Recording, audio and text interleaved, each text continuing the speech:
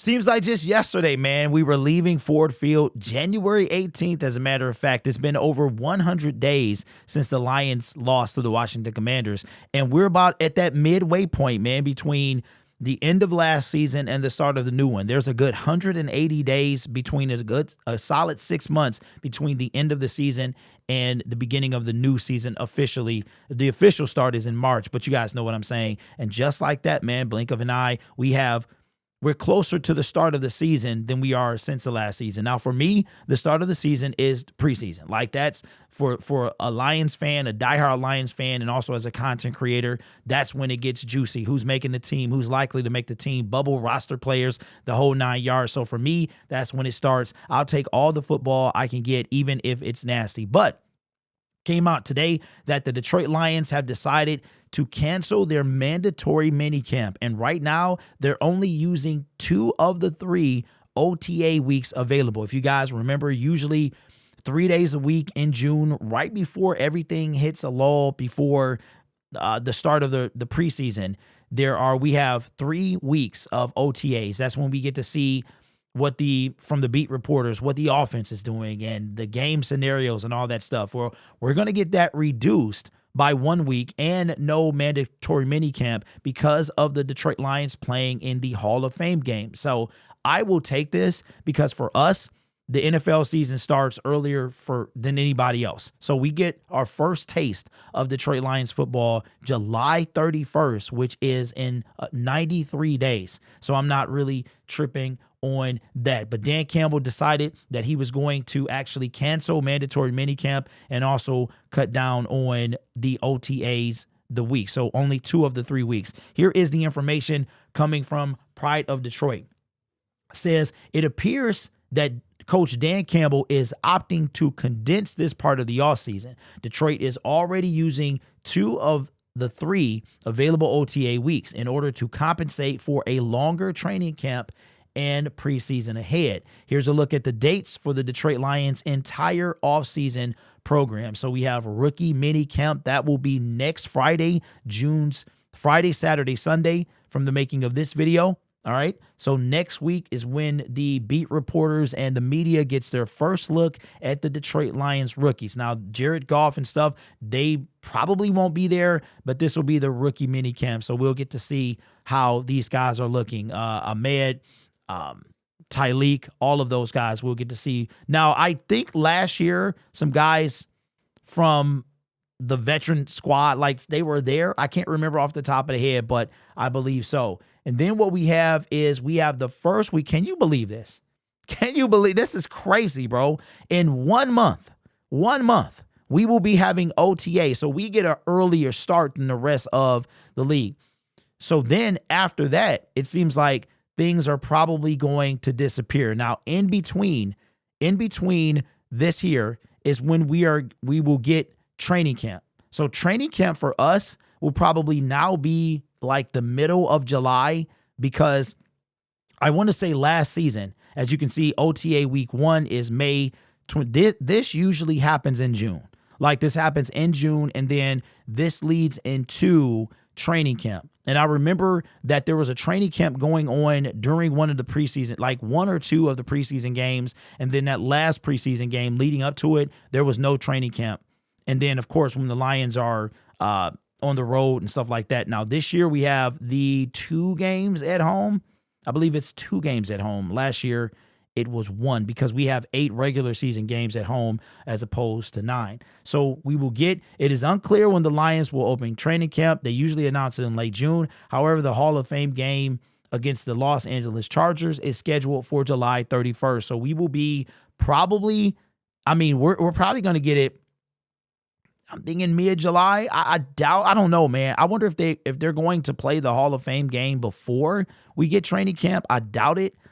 This is the first time that I've seen this. So this is going to be very intriguing to see how they wind up doing this. If they're going to have, so that means that, because we get an additional preseason game. Now, this is kind of a big deal, because what that's going to do is that's going to give those, how we're watching the games and we're like, oh man, if we had 4 preseason games like we did before, this guy probably will make the team. How many times have we seen that last, like how many jobs have been won that last preseason game? For me, you have, I feel like if, let's just take last year, there was two bubble guys I remember very particular. You had Matthew Betts and you had James Houston.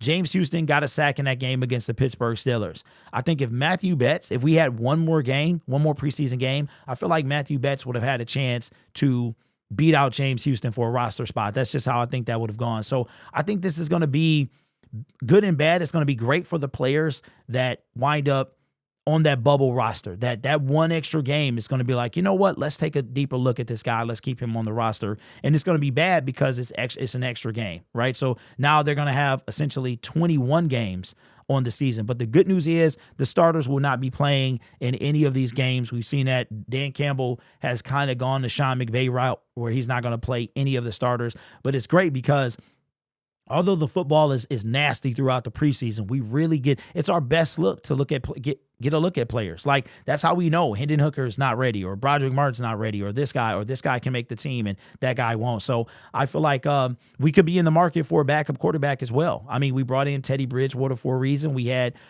Hendon Hooker. If you don't play a game, even if it's in the preseason, like, you don't get a chance to get better. Like, you need game reps, even if it's the preseason, to get better. So I don't know. I feel like we could still bring in a quarterback. Now, let's pivot real quick to something that was announced during the NFL draft. The schedule release is on May 14th. That is 2 weeks from today, or tomorrow. It is, yes, 2 weeks from today. It is on a Wednesday. May 14th is the schedule release. It usually is about 7 or 8. And then we have a whole thing about live, we do a whole live stream. We give our way too early records.